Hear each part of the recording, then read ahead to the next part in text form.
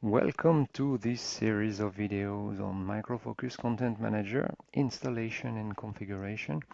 My name is Jean-Michel Guiral with Microfocus as a practice lead in information governance.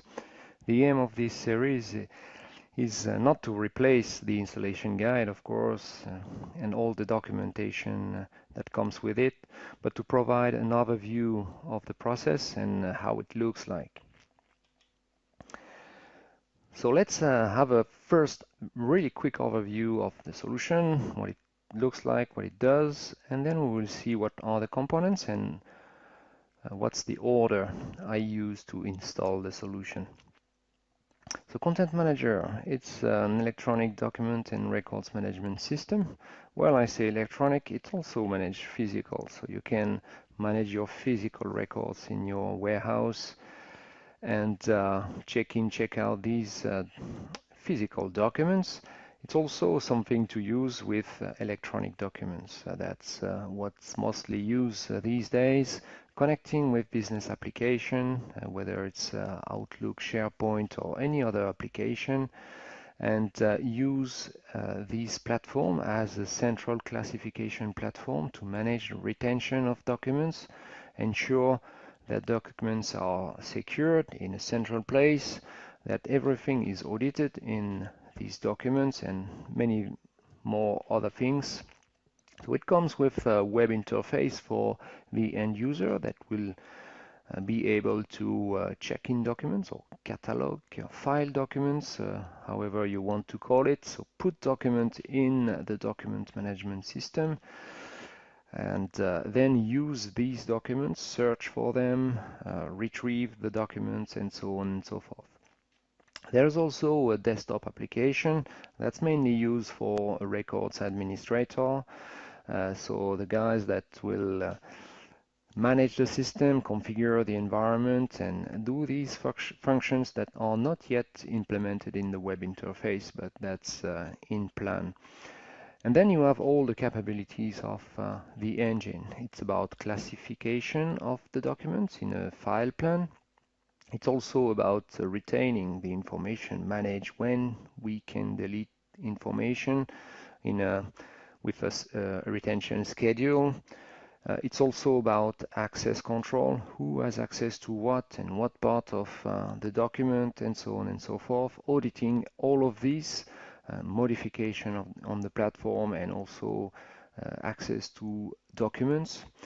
It's all about metadata and content. So Content Manager will manage all the metadata that we extract from the document in order to ease the access to them, but also allow to search in the content with a search engine provided with the system, and even with images, because the OCR capability is also available there.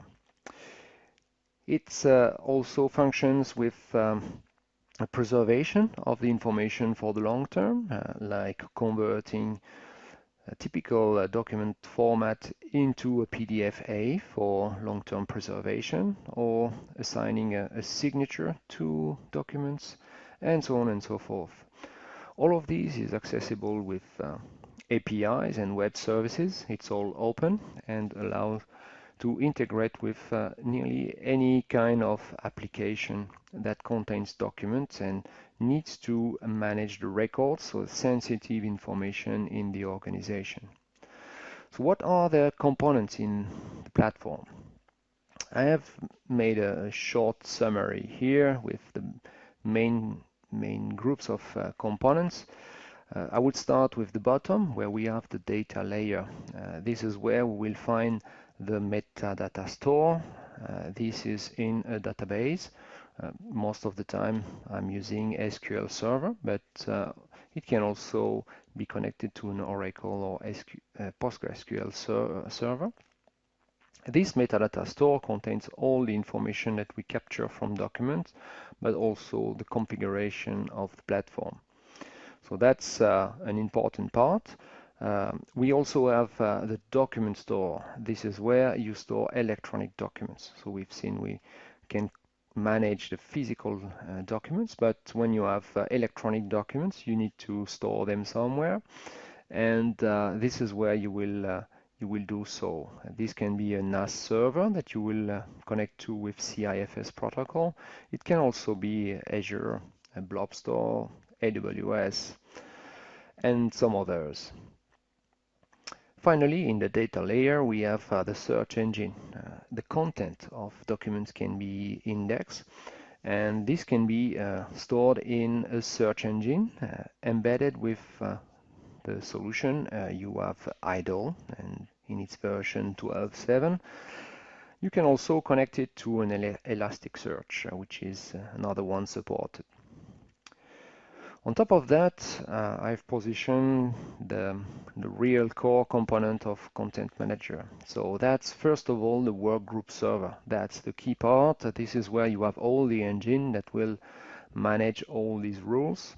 This is a platform that comes on Windows Server. 2016 and 2019 are supported in CM10. And this is one of the key components that will do the connection and will be in the middle of the users and the data itself. So the users never access the data. It's always going through this workgroup server that will manage who has access to what. Together with that, we often implement the web services and the web client server that comes on top of Microsoft Internet Information Server. And this allows to have a web client interface first, to have users connecting through this web client interface, but also to interconnect any business application that would like to use web services. The business applications and the users themselves are connecting at the client layer on this chart. Business applications will either use the web services or connect to the workgroup server via .NET APIs. You have also desktop client that is a thick client that you install for the end user on their PC, and this uses the APIs as well to connect to the workgroup server. And on the other side, you can have web browsers that connects to the web client interface and will be able to connect to the workgroup server via the web services. And these browsers can be Chrome, Internet Explorer, and Firefox. So how do I do to install the platform? I usually start with the metadata store. So that's my SQL server that I will install on its server and check that we have connectivity to it and be able to use it later on. Then I will go with the document store. Be sure again that we have connectivity to this portion. If it's a NAS server, I will try to connect it via my CIFS protocol, and so on and so forth. Then the next step will be to configure Content Manager. So install Content Manager application on its server. It can be, by the way, on one or multiple servers. I've simplified the architecture here, but that's to give an overview of the components. Install Content Manager, and then we will be able to start creating the database in the database server, so database that will be used for Content Manager, and also connecting it to a document store. The next step will probably be to install the desktop client. That's a good way to start, because you will have with that all the administration capabilities available to you in order to start the configuration of your environment. If you want to configure a file plan and all these capabilities, with these components you are ready to start. That's the real minimum of configuration here.